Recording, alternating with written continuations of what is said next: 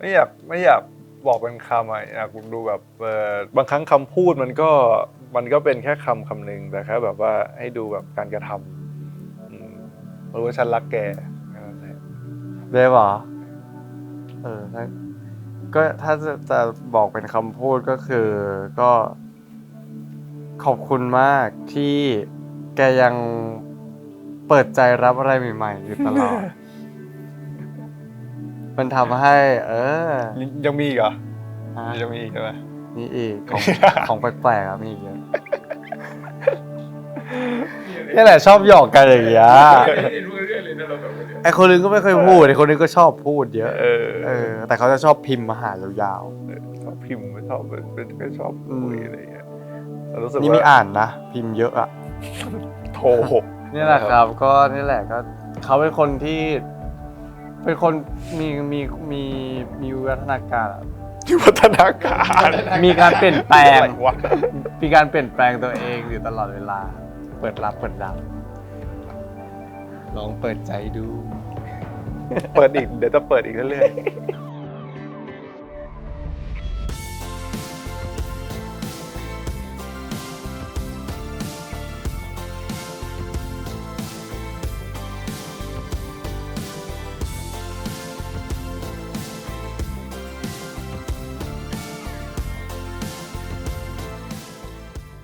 สวัสดี สวัสดีครับ บิลลี่พัชนนท์ครับ เบฟธนทัศน์ครั เรา บ นักแสดงจากซีรีส์อสงไขยครับ ตอนนี้รู้สึกว่าก็สนุกเหมือนเดิมครับ สนุกเหมือนเดิมได้เรียนรู้อะไรมากขึ้น หลังจากที่ซีรีส์หลังสังหรณ์จบไป เราก็ได้ไปเวิลด์ทัวร์ต่างๆ ได้เจอแฟนคลับ ใช่ จากทั่วโลก ก็รู้สึกว่าแบบซีรีส์หลังสังหรณ์ของพวกเราก็มีคนรักเยอะมากอะไรเงี้ย เพราะส่วนใหญ่เราเจอในโซเชียล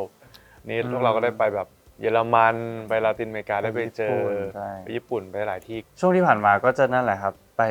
ทัวร์ต่างประเทศ แล้วก็กลับมาถ่ายทำซีรีส์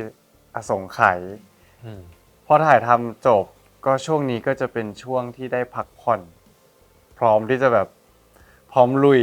หลังจากที่ซีรีส์จะได้ออนแอร์ครับ เรารู้สึกเราโตขึ้นมีเหตุมีผลมากขึ้น จากการทำงานด้วยจากการที่เราได้เล่นละครด้วย ซึ่งผมรู้สึกว่าการเล่นละครมันไม่ใช่แค่การเล่นเฉยๆนะมันคือตัวละครได้สอนตัวเราด้วย ในการที่เราเติบโตหรือว่าไปเจออะไรบางอย่างที่แบบว่าในชีวิตนี้บิลลี่พัชนนท์อาจจะไม่เคยเจอ ตัวละครได้สอนให้ผมได้แบบได้มองมุมของชีวิตที่กว้างขึ้น แล้วก็แบบว่าโตมากขึ้น ผมรู้สึกว่าเราได้เรียนรู้จากการเล่นละครเยอะขึ้นมากๆเลยครับ รู้สึกเห็นคุณค่าของเวลามากขึ้นในการที่ใช้ชีวิต เพราะว่าในเรื่องอย่าง2เรื่องที่ผมเล่นมา ผมรู้สึกว่าแกนหลักสำคัญเลยคือเราควรเลือกใช้เวลากับสิ่งที่เรารัก ควรเลือกใช้เวลากับสิ่งที่เราอยากจะทำเราไม่ต้องแคร์คนรอบข้างหรือสายตาคนอื่นว่าเขาอยากให้เป็นอะไรแต่เรามีความสุขที่เราจะทำแบบนี้ผมรู้สึกว่าตอนนี้ผมแฮปปี้กับการที่ไลฟ์สไตล์ที่เราเป็นอยู่ตอนนี้มันรู้สึกว่าให้คุณค่ากับเวลามากขึ้นในการใช้ชีวิตครับตอนแรกๆเลยเราทำตามความคาดหวังของคนอื่นทำตามสายตาที่คนอื่นอยากให้เราเป็นแต่ผมรู้สึกว่าตอนนี้ผมมีความสุขกับสิ่งที่ตัวเองทำ be yourself อะครับผมแล้วก็สิ่งที่เราเป็นนั่นแหละมันกลายว่าการที่เราเป็นตัวของเราเองอะทำให้คนรักเรามากกว่าการที่เราพยายามที่จะให้คนอื่นรักเราเปลี่ยนแปลงไปเยอะมากเลยครับ เพราะว่าตั้งแต่วันแรกจนถึงวันนี้คือสิ่งที่เข้ามาให้ผ่านเข้ามาให้เราได้ทำเนี่ยมันท้าทายมากๆมันทำให้เราจะต้องเป็นคนที่มีความรับผิดชอบเพิ่มขึ้น ใส่ใจในรายละเอียดดีเทลของการทำงาน รวมถึงเราจะต้องเหมือนพัฒนาศักยภาพของเราอะเพราะว่า1 วันที่เราไปทำงานคือมันไม่ใช่แค่ตัวเรา ในกองถ่ายมันมีหลายร้อยชีวิต เพราะฉะนั้นแล้วถ้าสมมติว่าเราไม่พร้อมอย่างเงี้ยมันทำให้หลายคนมันจะต้องมารอเรา แต่อย่างหนึ่งที่เว็บแบบ แอบกังวลก็คือการที่ไม่สูญเสียความเป็นตัวเอง เพราะว่าบางทีการอยู่ไปในวงการนี้หรือว่าอย่างที่วิลลี่บอกการที่เราเอาความคิดเห็นคนอื่นอะมาเป็นตัวตัดสินทั้งที่ตัวตนของเรามันมีอะไรที่ให้น่าค้นหามากกว่า อันเนี้ยน่ากลัวครับก็กลัวว่าวันหนึ่งจะสูญเสียความเป็นตัวเองไป เป็นคนที่แบบว่าชอบเอ็กซ์เพรสความเป็นตัวเองด้วยแหละ เลยเลยแอบกลัวนิดนึงทุกงานที่ผ่านเข้ามาแบบกดดันตัวเองเป็นประจำ เพราะว่ารู้สึกว่ามันเป็น motivation ที่ดีนะในการกดดันตัวเอง เพราะว่าอย่างน้อยคือมันไม่มีอคติในแง่ลบมาเพื่อกดดันเราอะเราก็แบบอยากทำให้มันดี อยากทำให้มันสำเร็จอะไรอย่างเงี้ยครับผม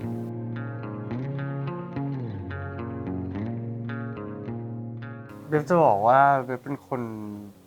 ปรับเปลี่ยนตามสถานการณ์อยู่ตลอดเวลานะ เพราะว่าตั้งแต่เด็กแล้วอ่ะแบบมันมีเรื่องราวหลายๆอย่างให้เราจะต้องปรับตัวเปลี่ยนแปลงพฤติกรรมอะไรอย่างนี้อยู่ตลอดความเป็นตัวเองของเบฟมันเปลี่ยนตลอดเวลา แต่มันก็จะมีหนึ่งสิ่งหลักๆเลยที่แบบอยากจะยึดไว้นั่นก็คือ ความพอดี ความบาลานซ์จากที่แบบตั้งแต่เด็กจนถึงตอนเนี้ยทำงานมาเนี่ยแหละคือแบบว่าเบลรู้สึกว่าตรงกลางในการใช้ชีวิตอะมันเป็นอะไรที่โอเคสบายกว่าจริงๆครับภูมิใจมากอะมันสบายใจมันดีใจมันอยากตื่นมามองตัวเองในกระจกทุกวันเลยอะแบบตื่นขึ้นมาแล้วแบบเฮ้ยเราได้ทำงานที่เราชอบจริงๆใช่ไหมเนี่ยแบบบางทีไม่เชื่อละเมออยู่อย่างเงี้ยก็ดีใจมากๆครับที่แบบตื่นมาได้ทำงานที่ชอบได้เจอเพื่อนๆได้เจอพี่ๆทุกคนแล้วก็ได้เจอแฟนคลับผมรู้สึกว่าทุกประสบการณ์ที่ทั้งดีแล้วไม่ดีที่แบบที่เราล้มบ้างนู่นนี่บ้างถ้าย้อนกลับไปได้ผมก็จะไม่แก้ไขผมรู้สึกว่าทุกอย่างมันเป็นประสบการณ์ที่หล่อหลอมเราให้เป็นถึงทุกวันนี้ผมรู้สึกว่ามันก็เป็นมาตั้งแต่เด็กนะเพื่อที่จะแบบเป็นเราในเวอร์ชั่นนี้ ซึ่งผมรู้สึกว่าเป็นเวอร์ชั่นที่ดีที่สุดแล้วผมก็แฮปปี้ในสิ่งที่ตัวเองเป็นไม่ได้ต้องการมากกว่านี้หรือไม่ได้ต้องการน้อยกว่านี้ผมรู้สึกว่าตอนนี้แหละครับมันเป็นผมที่เวอร์ชั่นที่ผมมีความสุขมากที่สุดผมรู้สึกว่าเราทั้ง work hard กับมันแล้วก็เราก็รู้สึกว่าเราโชคดีด้วยที่แบบมีคนรักและคอยซัพพอร์ตในทุกๆเส้นทางที่เรามาอะไรอย่างเงี้ยมีความสุขมากครับมีความสุขมากแล้วก็แฮปปี้มากกับการที่เป็นเรา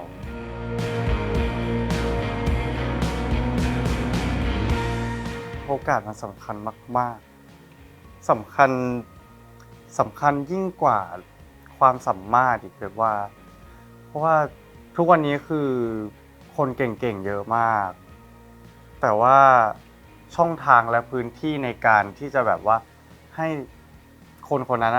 ได้ชายออกมามันน้อยมันสำคัญแบบ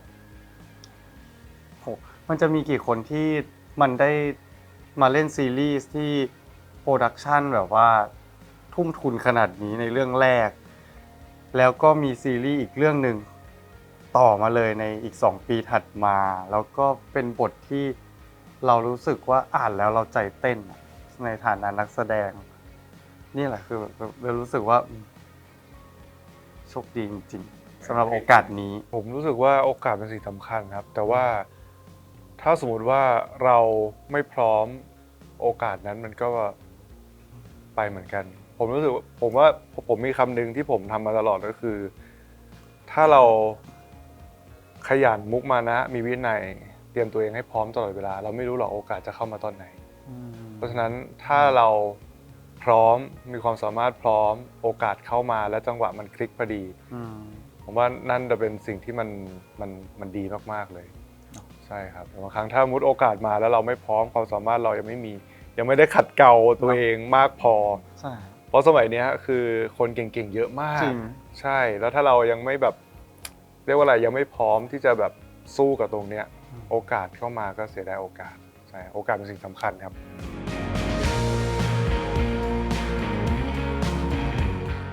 ถ้าเมื่อก่อนผมว่าสีมันน่าจะเข้มหน่อย ตอนนี้ผมรู้สึกว่าโทนสีชีวิตผมมันออกไปทางสีอ่อนและมีสีสันมากขึ้น เยอะ ถ้าตอนใหม่ๆนะถ้าพี่หนุ่มเจอผมคิดว่าน่าจะเป็นสีแอบแบบไปทาง perfectionist แบบครึมๆเลยเนาะผมว่าตอนนี้ผมน่าเป็นแบบสีฟ้าสีแบบสดใสขึ้นมาหน่อย แต่ว่าก็ยังมีความแบบเป็นสไตล์ตัวเองอยู่ ไม่ทิ้งความเป็นตัวของตัวเอง เอาจริงๆนะจุดคลิกเลยก็คือเจอเขาเนี่ยเพราะว่ามันทำให้เราเห็นว่าบางครั้งชีวิตเราไม่ต้องคิดอะไรมากขนาดนั้น แล้วทุกอย่างมันก็ออกมาดี ซึ่งดีที่เบฟเป็นคนที่แบบว่าเราได้เรียนรู้อะไรจากเขาตรงที่บางครั้งเราไม่ต้องเครียดกับสิ่งที่เราทำมากเกินไปหรือแบบว่าไม่ต้องแบบสติ๊กมากอะไรอย่างเงี้ยเราได้ energy จากเขามาทำให้เราก็ได้เรียนรู้กับเขาซึ่งมันทำให้เราก็มีความสุขแล้วก็ยืดหยุ่นมากขึ้นอะไรอย่างเงี้ยผมว่าเขาก็เป็นส่วนหนึ่งสำคัญที่ทำให้เราได้แบบชีวิตของเราได้แบบ flexible มากขึ้น แปลว่าเป็นสีเขียว สีเขียวสดใสเลย สีเขียวใบไม้เลย เป็นความรู้สึกนะ อันนี้ไม่รู้เหมือนกันว่าทำไม แต่ที่รู้สึกว่าแบบว่าเป็นสีเขียวเพราะว่ามันนึกถึงใบไม้อะมันนึกถึงแบบใบไม้บนยอดต้นไม้อะมันเป็นสีเขียวอย่างนั้นอะแต่พอเจอเขาเนี่ยมันก็มีส่วนที่เราไม่เคยคิดเหมือนกัน ให้ได้คิด เช่นการแบบวางแผนจัดการอะไรที่มันเป็นระบบระเบียบอะเราไม่ค่อยคิดในส่วนนี้เลย เช่นวันหยุดเราก็หยุดเราไม่คิดอะไรเลย พักผ่อนคือพักผ่อนเลย วันหยุดเขาใช้คุ้มมาก เฮ้ยงงอ่ะทำหลายอย่างเลยอ่ะทำได้ไงวะ อยากทำบ้างอ่ะเลยลองแบบก๊อปปี้ดูโอเควันหยุดเราลองแบบว่าโอเคไม่นอนดึกพรุ่งนี้ถ้าปกตินะสมัยก่อนวันหยุดเนี่ยนอนดึกและเล่นเกมดูหนังอะไรแล้วแต่ตามภาษาเด็กแต่พออยากใช้เวลาวันหยุดให้ได้เยอะก็ต้องตื่นเช้าก็ต้องนอนเร็วแล้วก็แพลน1 2 3 4ว่าไปทำอะไรบ้างไปวิ่งไปฟิตเนสไปหาเพื่อนไปกินนู่นไปกินนี่โอ้ทำได้หลายอย่างขึ้นเยอะเลยอันนี้ไม่เคยแพลนจนมาเจอเขาเห็นพฤติกรรมของเขาส่วนของ เลยได้เอามาใช้ ส่วนของผมก็คือตั้งแต่ที่แพลนมาปุ๊บโอ้ทำไม่หมดไม่เป็นไรเดี๋ยวแบบ energy ร่าง เขา กาย เค ห รี ม ย ด ด แล้ว นะเวลาทำไม่ได้หมดเขาเซ็งนะ energy ร่างกายหม เว ด ลา แล้ว แพลนอะไรไว้อะ เดี๋ยวค่อยไปทำอีกวันหนึ่งอะไรเงี้ยคือเรียกว่าอะไรล่ะ สลับ ล กั ด น หย่อน อะ มากขึ้น flexible มากขึ้นในการใช้ชีวิตอะไรเงี้ยก็เรียนรู้ซึ่งกันและกัน อะไรใหม่ๆ เ อะไรใหม่ๆ ใช่ อะไรใหม่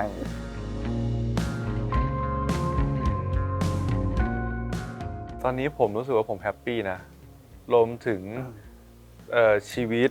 ครอบครัวแบบพาร์ทเนอร์ในการทำงานหรือเพื่อนร่วมงานต่างๆผมรู้สึกว่าตอนนี้มันมีความสุขมากๆแต่มันกลายเป็นว่าเราอยากพา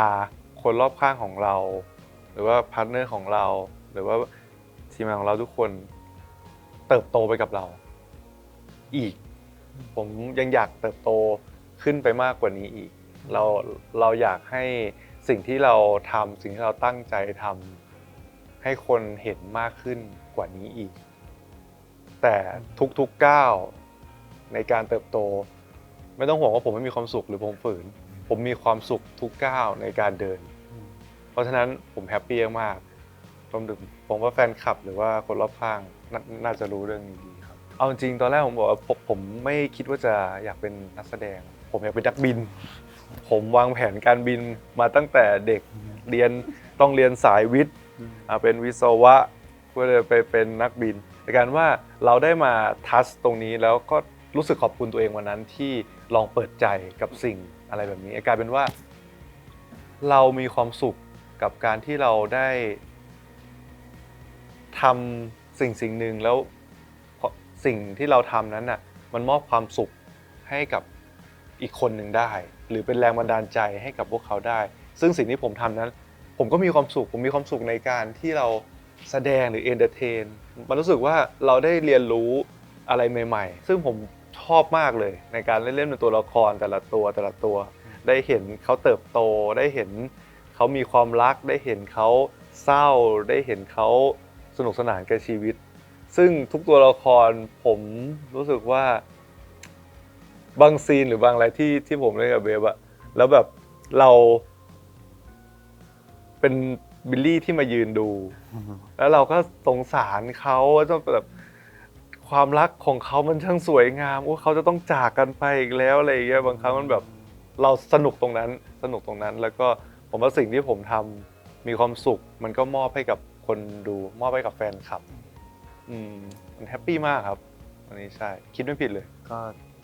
มีความสุขมากๆจริงๆแหละที่อย่างที่บอกว่าตื่นมาได้ทำงานที่รักแล้วก็ได้อยู่ในสภาพแวดล้อมที่เพื่อนร่วมงานทุกคนทีมงานทุกคนรวมถึงแบบว่าบิลลี่ด้วยที่เราตื่นมาเราได้เจอกันเราได้ยิ้มให้กันเราได้แบบทำงานด้วยกันอย่างมีความสุขอันนี้แบบว่าโชคดีมากๆจริงๆแล้วก็รู้สึกดีใจแล้วก็ถ้าถามว่ามีความคาดหวังไหมในอนาคตมันก็มีนะครับที่อยากจะพัฒนาในหลายๆด้านที่เรายังไม่เคยทำในสายงานบันเทิงในวงการบันเทิงมีอีกหลายอย่างที่เราอยากทำแล้วก็เราอยากเติบโตมากขึ้นแล้วก็อยากให้บิลลี่เบฟถูกค้นพบมากขึ้นอันนี้ก็เป็นหนึ่งความหวังลึกๆครับ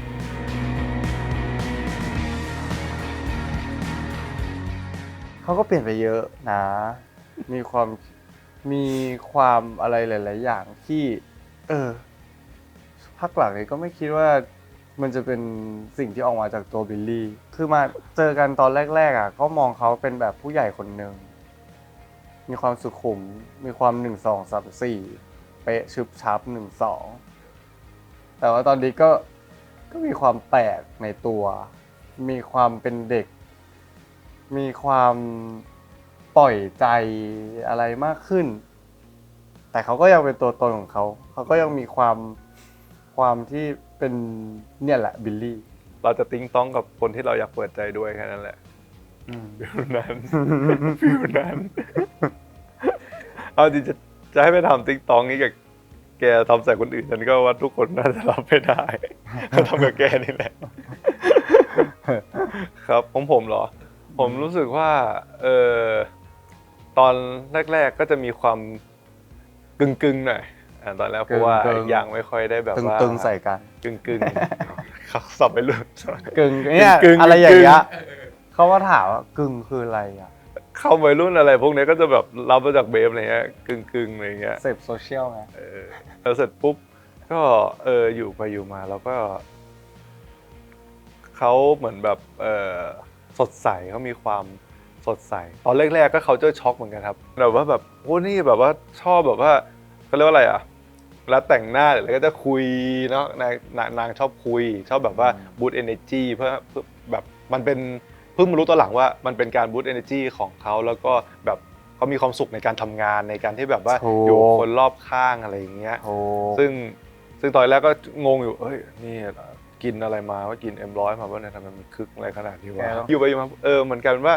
มันน่ารักแล้วก็เรารู้สึกว่าทำงานกับเขาแล้วมันมีความสุขมันได้รับ energy ถึงแม้ว่าเราจะไม่ค่อยพูดก็ตามคือตอนหลังที่มาคุยกันบอกทำไมแกไม่ค่อยพูดเลยเป็นคนไม่ค่อยพูดแต่เราซึมซับบรรยากาศรอบๆอะไรเงี้ยเรารู้สึกว่าดีใจมากที่ได้เขาเป็นพาร์ทเนอร์เพราะว่าในการทำงานถ้าสมมติว่านี่ก็แบบนิ่งๆเงียบๆอ่อมๆหน่อยอะไรเงี้ยแล้วนี่อ่อมไปด้วยโอ้โหตายแล้วชีวิตทำงานเศร้าแต่หลังนี้ก็ไม่ค่อยพูดนะแต่ว่าเซฟเอเนอร์จีถ้าเทียบจากตอนเมื่อก่อนก็ยังนั่นอยู่ใช่ครับแบบว่ามันมีอย่างที่เขาเคยเล่ามันมีความเป็นแบบว่าสิ่งที่เห็นเลยมันก็จะคือแบบความมีระเบียบความเป๊ะอะไรมากขึ้นอะไรอย่างเงี้ยใช่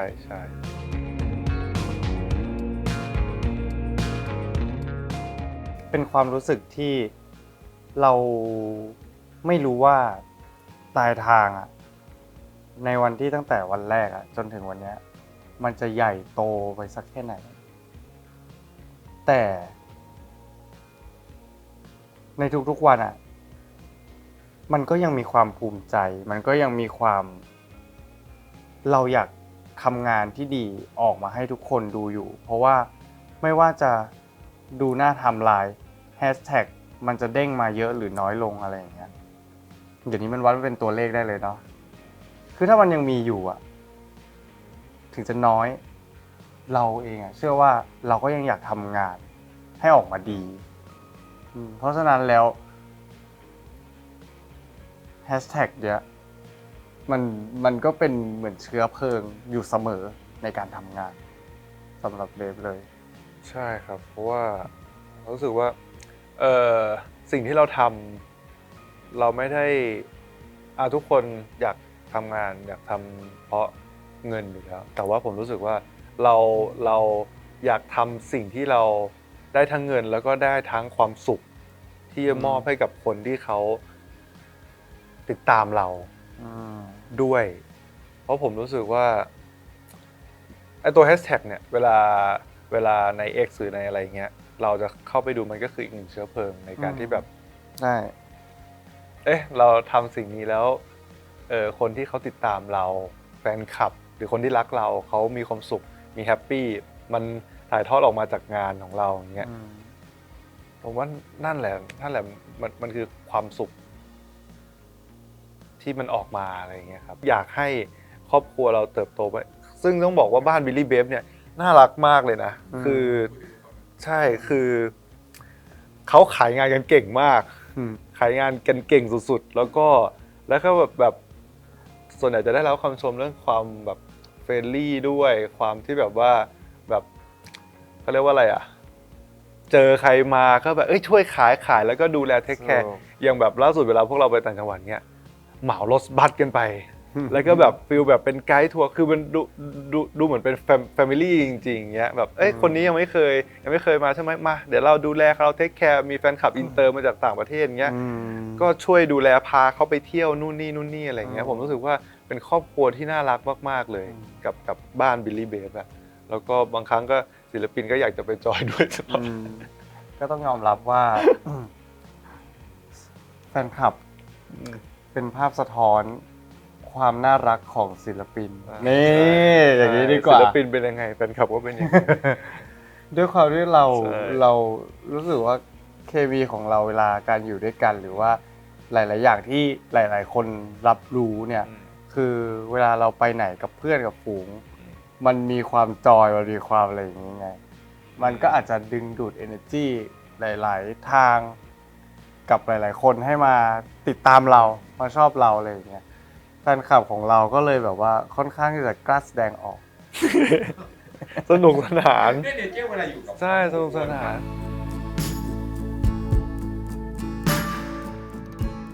ตอนแรกผมไม่รู้เลยว่าคำว่าอสงไขยแปลว่าอะไรหลังจากที่เรารู้ว่าได้เล่นอสงไขยนะแล้วก็ได้อ่านตัวนิยายแล้วก็ตัวเกิดนำพล็อตเรื่องต่างๆก็เรื่องนี้น่าสนใจแล้วก็เป็นนิยายที่คนอ่านเยอะมากเขาบอกว่าเป็นนิยายขึ้นหิ้งสมัยก่อนเลยได้อ่านปุ๊บมันสวยงามอ่ะมันเป็นความรักที่มันบริสุทธิ์แล้วก็แบบกินแฟกสุดๆอ่ะซึ่งมันคนละโยชน์กับตอนพญาลังสังหรณ์เนี่ยมันเลยทำให้ถ้าสมมติว่าเราได้เล่นตัวละครเนี้ยมันจะเป็นยังไงนะเราก็อยากรู้ชีวิตเขาเราอยากรู้ว่าเรื่องราวความรักของเขาที่เล่นเกี่ยวกับภพชาติ3ภพ3ชาติที่เขาต้องมีพันธสัญญากันเรื่องราวความรักมันจะเป็นยังไงและด้วยตัวความเป็นพีเรียดด้วยคือบอกว่าผมอยากเล่นพีเรียดมาตั้งแต่แรกแหละเพราะว่าผมรู้สึกว่ามันเป็นอีกหนึ่งบทบาทในฐานะนักแสดงที่เราครั้งหนึ่งเราคนไทยอ่ะเราอยากที่จะ represent ความเป็นไทยให้กับคนทั่วโลกได้เห็นเบฟเคยฟังเพลงอสงไขยของพี่หญิงทิติการใช่ก็พอจะเข้าใจแล้วแต่ว่าก็เดาพล็อตเรื่องไม่ได้หรอกว่าโอ้โหมันจะเป็นยังไงสุดท้ายแล้วพอได้อ่านเนี่ยโอ้โห เรื่องราวความรักของสองคนนี้คุณพระนายและแก้วตาเนี่ยคือมันมันสวยงามมากๆเลยในในครั้งแรกที่เขาเจอกัน แต่ว่า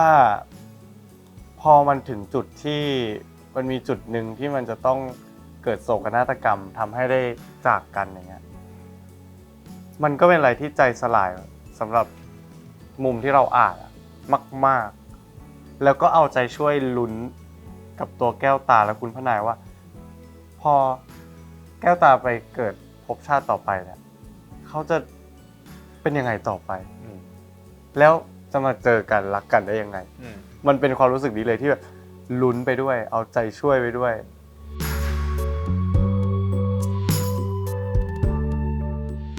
ในมุมของการใช้ชีวิตของเขาเนี่ยเขามีความสดใสเขามีความร่าเริงและเขามีความอ่อนต่อโลกมากๆขี้สงสัยชอบตั้งคำถามแล้วก็อีกอย่างหนึ่งคือเขาก็จะมีความลังเลไม่ค่อยหนักแน่นด้วยในสิ่งที่เขาไม่แน่ใจว่าเขาจะรักได้หรอกับคนคนนี้อะไรอย่างเงี้ยครับอันนี้คือลักษณะนิสัยนะส่วนสิ่งที่เบลรู้สึกว่ามันยากสำหรับแก้วตาเลยนั่นคือการรำนั่นแหละเขาเป็นคนที่รำสวยมือวางอันดับหนึ่งเลยอะในคณะหลวงสนอในพระนครเลยคนละเรื่องเลยครับแม้แต่อายุก็คนละช่วงแล้วอ่ะแก้วตาเป็นเด็กวัยรุ่นตอนต้นๆเลยอ่ะที่เขาสดใสอ่ะแล้วพอถึงจุดหนึ่งอ่ะกับการที่เขาต้องมาเจอเรื่องอะไรหนักๆอะและในความสดใสของเขามันจะดิ่งไปมากๆหนักและก็โอ้โหยากมากๆครับอยู่กับแก้วตาแล้วก็ใช้เวลากับแก้วตามาเนี่ยเป็นปีตั้งแต่รู้ว่าที่เปิดโปรเจกต์นี้เบลก็ทำกันบ้านเลยจินตนาการเลยพยายามจินตนาการในสิ่งที่นิยายไม่มีมันสร้างยากมากๆบวกกับต้องเรียนนาฏศิลป์ไทยเวิร์กช็อปครับก็เริ่มตั้งแต่ตั้งแต่ดัดอยู่อย่างเงี้ย1 วันเรียน3 ชั่วโมงแล้วก็นั่งชันเข่าดัดอย่างเงี้ยวันแรกๆก็ดัดไปแล้วแบบเป็นชั่วโมงเลยก็ใช้เวลานานหลายเดือน 6-7 เดือนเลยกับการรำจนถ่ายทำซีนสำคัญซีนนั้นนะทุกวันนี้ก็ยังพยายามดัดไม้ดัดมือแล้วก็ทวนท่าอยู่ตลอดเพราะว่าการรำใช่ไหมว่าพอมันห่างไปวันเดียวร่างกายเราไม่เหมือนเดิมแล้วนะถึงเราจะจำว่าองศามันเป็นยังไงแต่บางทีภาพในหัวมันมาแต่แขนเราไปไม่ถึงมันมีอยู่จริงความยืดหยุ่นของร่างกายเนี่ยมันต้อง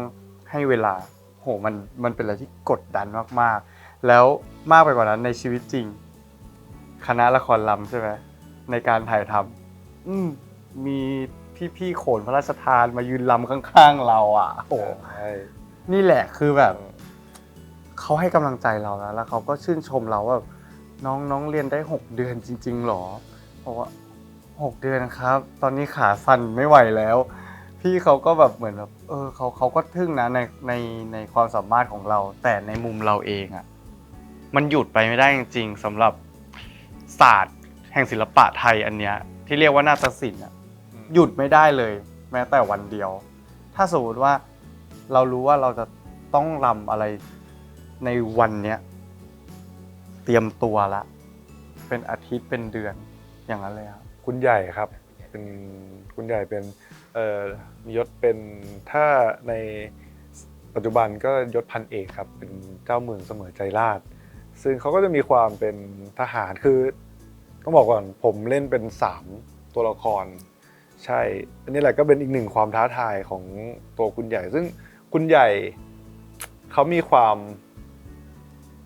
เขาเป็นหัวสมัยใหม่ครับเขาไปเรียนจบเมืองนอกมาซึ่งเขาจะไม่เหมือนกับทหารในยุคนั้นเขาจะมีความแบบว่ามีความคิดสร้างสรรค์มีความเขาเรียกว่าอะไรflexible ในการใช้ชีวิตมากกว่าทหารในยุคนั้นนะครับผมซึ่งที่ผมบอกว่าเล่น3 ตัวเพราะว่า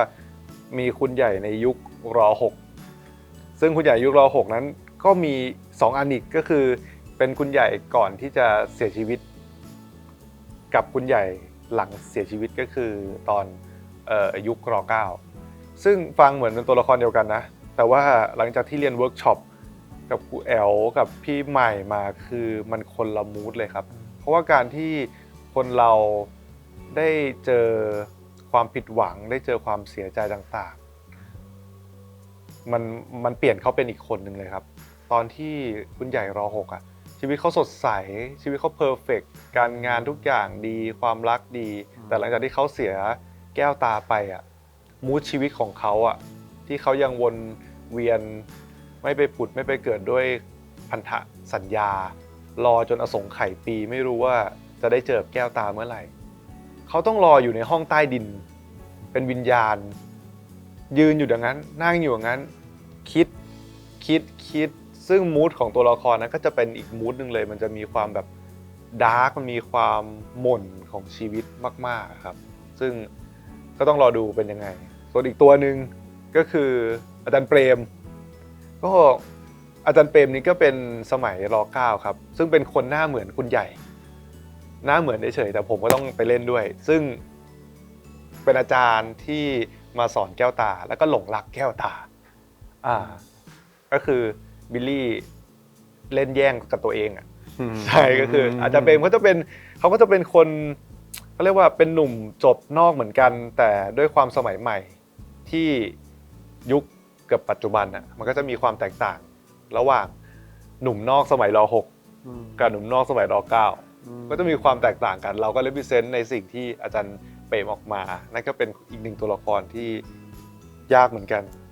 ก็รอดูอีกเหมือนกันส่วนอีกตัวนึงก็คุณพาวุฒิครับคุณพาวุฒิก็จะออกมาช่วงแบบท้ายๆหน่อยเป็นไม่สปอยดีกว่าเป็นคุณใหญ่ที่แบบว่าในอีกเวอร์ชั่นหนึ่งที่แบบว่าเวอร์ชั่นที่แบบว่าชีวิตฉันมีแต่ความสุขแล้วมันแบบว่าสักเซสทุกอย่างก็เวิร์กช็อปหนักมากๆครับพวกเราเวิร์กช็อปกันหนักมากๆแล้วก็โหตีความแบ็กกราวด์ตัวละครกันแบบว่าสนุกสนานกันเลยอ่ะก็โชคดีมากครับที่ได้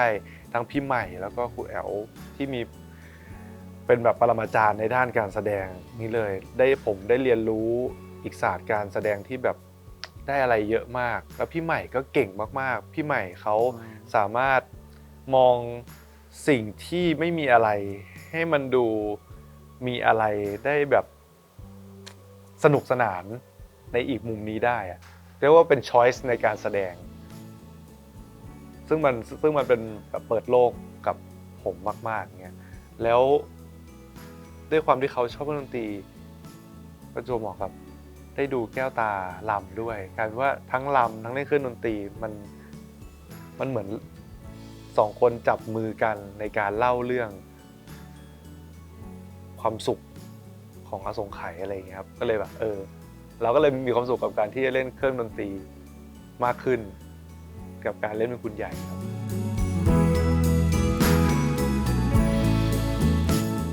ทั้งทีมงานทั้งนักแสดงทุกคนต้องรับผิดชอบ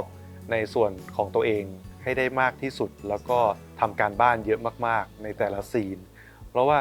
มีครับบางครั้งด้วยความที่เราก็ยังไม่ได้เก่งขนาดนั้นก็จะมีแบบพี่ใหม่ก็จะคอยตบอะไรเงี้ยแต่ว่าคือเราต้องมีทำการบ้านมานะถ้าไม่ทำการบ้านมาผมว่ายากมากสำหรับเรื่องนี้มันต้องมีในหัวแล้วก็ถึงแม้เล่นไปปุ๊บพี่ใหม่ก็จะมาแบบหลุดแล้วนะเพิ่มไม่ใช่นะ อันนี้เป็นแก้วตายุคนี้นะอันนี้เป็นคุณใหญ่ยุคนี้นะเพราะฉะนั้นถ้าคุณใหญ่ยุคนี้เขาจะไม่ทำแบบนี้แก้วตายุคนี้เขาจะไม่ทำแบบนี้นะอะไรเงี้ยผมไม่ได้คิดว่ามันเป็น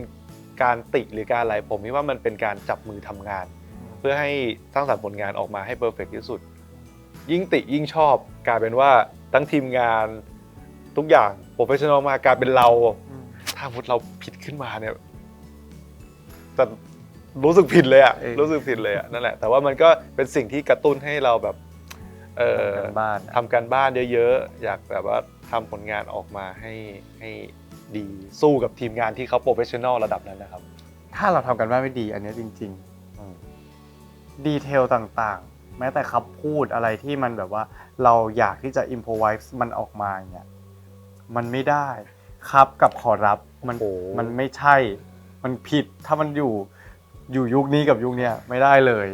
แล้วพี่เรียนในอิมพอไว้ยากนะ ใช่ ยากมากเลยครับ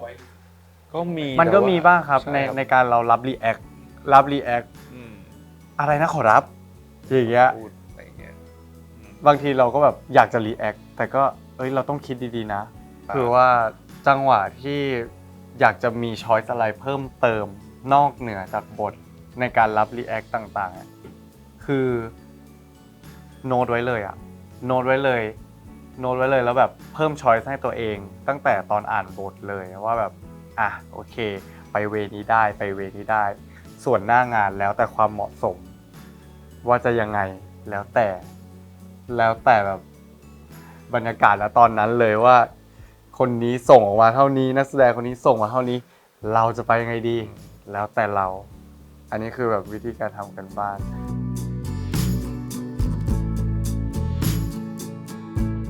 โอ้ซีนโฟกัสเหรอ ส่วนใหญ่จะน่าเป็นเครื่องดนตรีนี่แหละครับผมใช่ถึงแม้ว่ามันจะมีมุมนู่นนี่ช่วยอะไรเงี้ยด้วยความที่เราไม่ใช่สเปเชียลิสต์ในด้านนี้ใช่ไหมเราก็อยากแต่เราอยากทำออกมาให้เต็มที่เราก็ทำในสิ่งที่ครูสอน แต่ก็มีครูมาคอยช่วยดูนะซึ่งกิริยาท่าทางในการทำมันเล่นได้ แต่แค่แบบเมื่อคนที่เขาเล่นเป็นจริงๆเขามามองซึ่งเราอยากให้เขามองรวมถึงลำด้วย เราอยากให้เขามองว่าแบบเราเล่นเป็นจริงๆนะเราแบบว่าเรา respect ในการที่จะถ่ายทอดที่เราทำอยู่นะอะไรอย่างเงี้ยผมว่าอันเนี้ยยากมากๆซีนอารมณ์ผมว่าเราเวิร์กช็อปกันเยอะแล้วก็เราอยู่กับตัวละครมาเป็นปีอะครับใช่อะไรให้มันเกิดมันก็เกิดตรงนั้นใช่ครับเมจิกโมเมนต์ผมว่ามันก็เยอะนะโดยที่เราไม่ได้คาดฝันคือด้วยตัวผมไม่ได้ตั้งว่าแบบในการเล่นในแต่ละครั้งมันจะต้องเหมือนเดิมหรือเราวางแผนมาอยู่แล้วเราอยู่กับปัจจุบันเราเตรียมบทมาคืนบทอยู่ในตัวแล้วก็เราเล่นกับคู่การเล่นละครหรือเล่นซีรีส์การแสดงมันคือ2คนหรือว่าเล่าเรื่องไปด้วยกันเพราะฉะนั้นถ้าคนหนึ่งพยายามที่จะเตรียมในสิ่งที่เราจะเล่นมาแล้วอีกคนหนึ่งไม่ได้เล่นตามที่สิ่งที่เราเล่นมาผมรู้สึกว่าอันนี้มันไม่ถูกคือเรารีแอคชั่นอะไรไปเขารีแอคชั่นกลับมาแล้วเราก็รีแอคชั่นกลับไปไปเจอกันหน้าซีนมันเลยทำให้เกิดเมจิกโมเมนต์ได้สนุกมากกว่าครับสนุกแต่ละซีนสนุกมากเพราะว่าเหมือนว่าผมก็ทำกันบ้านมาเบฟก็ทำกันบ้านมาแต่ว่าถ้าสมมุติว่าเราเล่นกับคนไม่ทำกันบ้านเราจะรู้นะว่าแบบมันไม่มีอะไรเล่นเลยอะไรเงี้ยซีนลำเนี่ยต้องใช้ตัวเองโฟกัสแล้วตัวเองคิดเป็นแก้วตาแล้วมาลำแปลว่ายากแต่อีกซีนเลยที่แบบสำคัญไม่แพ้กันเลยก็คือซีนที่แบบว่าฉากที่แก้วตาจะสิ้นใจในชาติแรกเป็นฉากที่แบบเรียกว่ามันยากมากๆเลยเพราะว่าเขาเข้าใจผิดในการที่เห็นว่าแบบมันเกิดอะไรขึ้นเขาแบบเขาสิ้นใจไปก่อนใช่เรื่องราวเดี๋ยวต้องดูเต็มๆแล้วทุกคนจะเข้าใจนะขอสปอยไว้แค่นี้มันก็เลยเป็นการเสียไปที่มีความคิดอย่างผิดติดค้างไว้ครับแล้วก็พวกซีนอารมณ์เนี่ยเบบก็ให้ความสำคัญมากๆซีนที่คุณโสภีที่เป็นคู่มั่นคู่หมายของคุณพระนายเนี่ยรู้แล้วว่าคุณพระนายเนี่ยเขารักใครไม่ใช่เขาแล้วถึงวันหนึ่งเขามากลั่นแกล้งเราซีนอารมณ์พวกนี้ก็สำคัญเพราะว่าพี่แพรเล่นร้ายเล่นดียังไง ถ้าเรารีแอคไม่ดีเนี่ยมันไม่รับกันเท่ากับว่าซีนนั้นนะพี่แพรจะดูโอเวอร์เราต้องจูนให้พอดีกับโสภีมากๆอันนี้ก็สำคัญมาก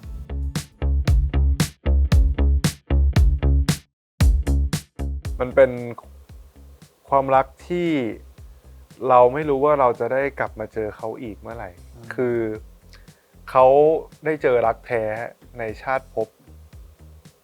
อดีต แล้วมันเป็นรักที่บริสุทธิ์ที่แบบว่า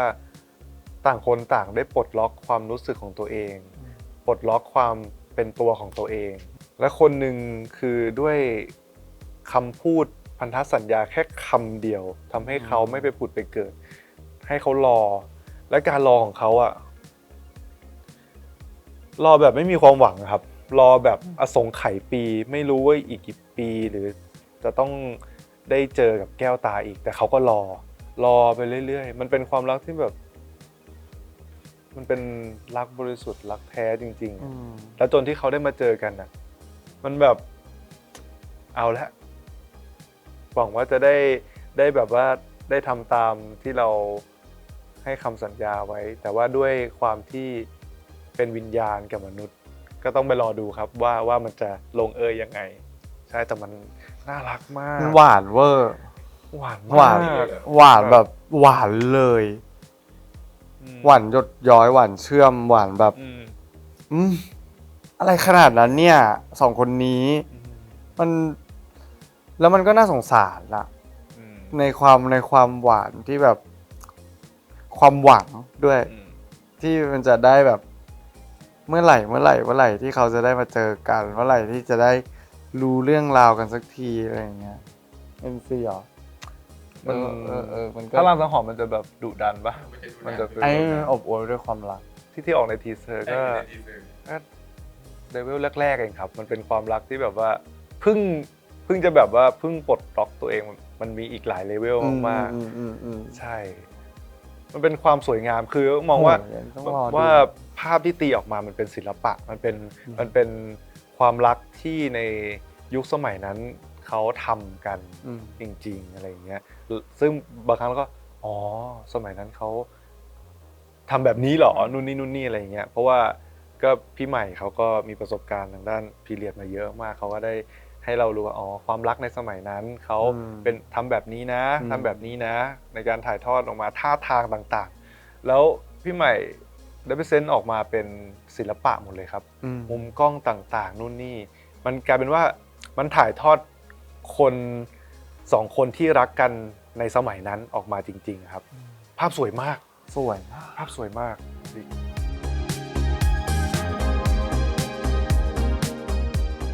ฝากด้วยนะครับอสงไขยครับก็เริ่มตอนแรกนะครับวันที่7พฤศจิกายนนี้ทุกวันศุกร์ทางช่อง Workpoint เวลา 21:30 นนะครับแล้วก็สามารถรับชมแบบอันคัทเวลา 22:30 นทาง iQIYI ครับครับผมฝากอสงไขยของพวกเราด้วยนะครับ